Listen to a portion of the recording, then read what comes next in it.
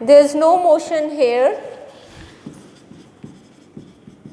okay, but then in C and D, but then when you really increase your force and overcome, you increase it beyond a certain limit, you will overcome the frictional force and you will actually start moving the body. Now the body has started moving in E, so there is an acceleration. Okay.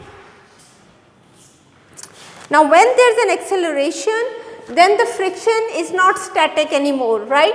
Then the friction actually reduces and the friction now is known as the kinetic friction.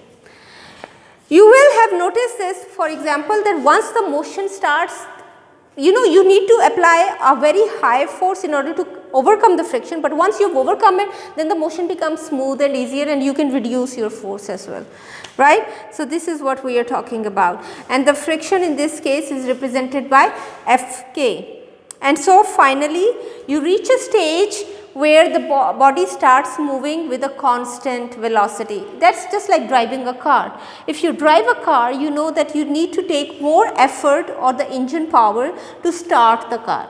But once you started the car, then you can reduce the power or the energy or the force, and you can go at a constant velocity. The car goes very smoothly at a constant velocity, right. So this is what we are explaining here.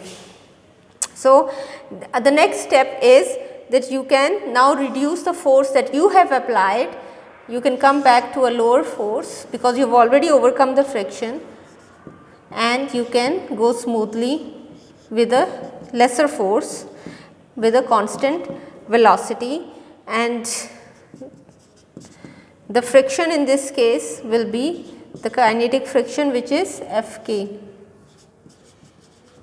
and you are moving at a constant velocity. And if you try to plot a graph, if you for example measure these values and you go on plotting them, you will see that you will get a graph something like this, where you have time here and you have the frictional force here. You will see that initially the frictional force is Fs, right, and it reaches a maximum Fs, you know, here this was the maximum value, but after that you see it starts reducing and you get a constant value which is Fk. So this is the breaking point where you were able to overcome this. This is the breakaway point. So this is very interesting, the figures and the graphs to explain the concept of friction and how this force plays a role in the motion of a body.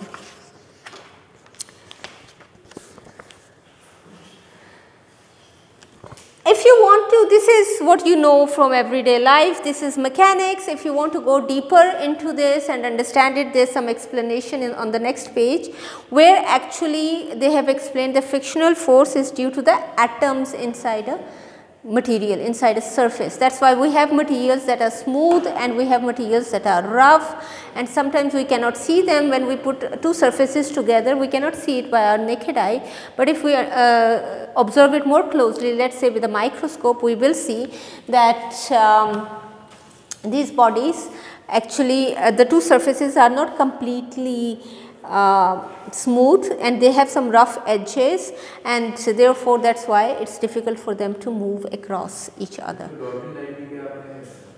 Breakaway point, ये आपकी book में बना हुआ है, you can also see it from there. ठीक है.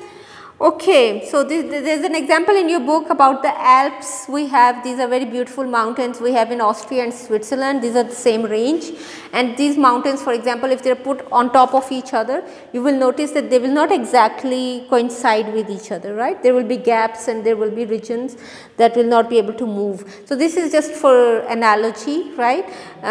If you observe under a microscope ordinarily materials like wood or your floor or anything, you will see that it looks like those mountains if you magnify it. Okay, so that is just an example. Now, let us look at the properties of friction.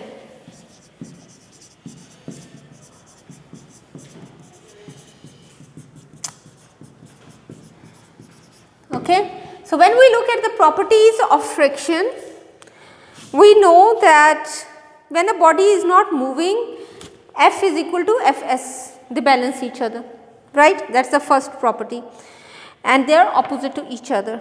The second property is that at a certain point the value becomes maximum, and this can be written in the form of a equation which is Fs maximum is equal to mu S Fn.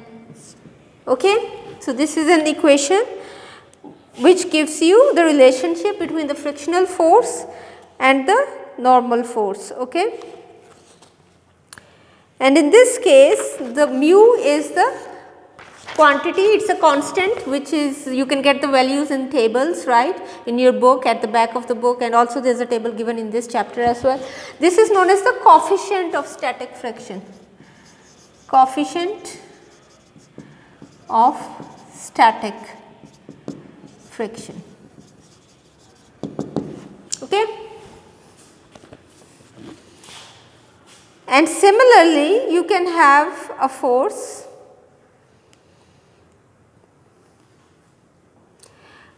you can have a similar equation for the kinetic friction. In this case, you have the equation Fk is equal to mu k into the force Fn.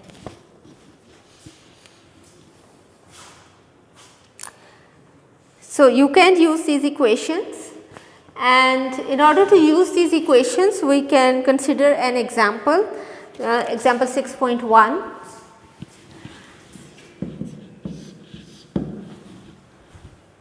Let us look at this example. Okay. Now, if a car's wheels are locked, kept from rolling during emergency braking, the car slides along the road. Okay. So, you have a car moving on a road towards the right direction. So, you have your car here and it is moving on a road. Okay.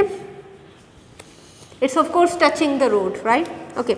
When you apply a brake, what do? You lock the wheels stop rolling. Okay.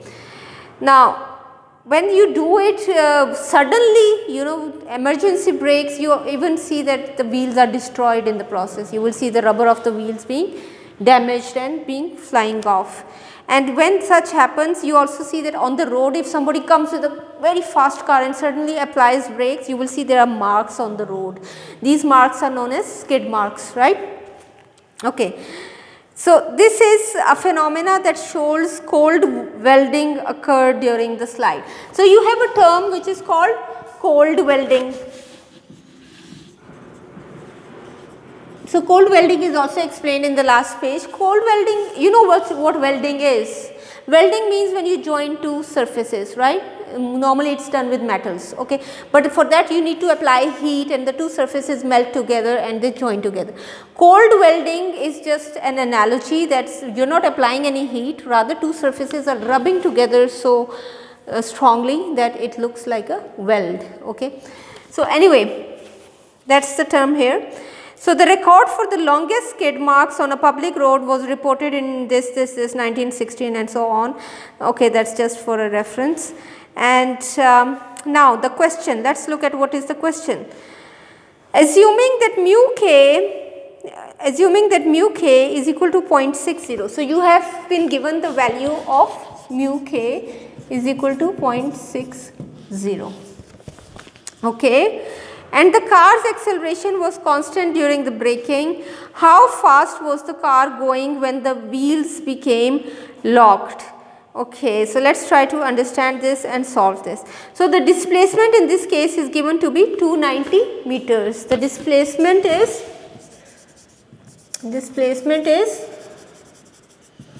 290 meters. So first of all we have to draw a diagram. So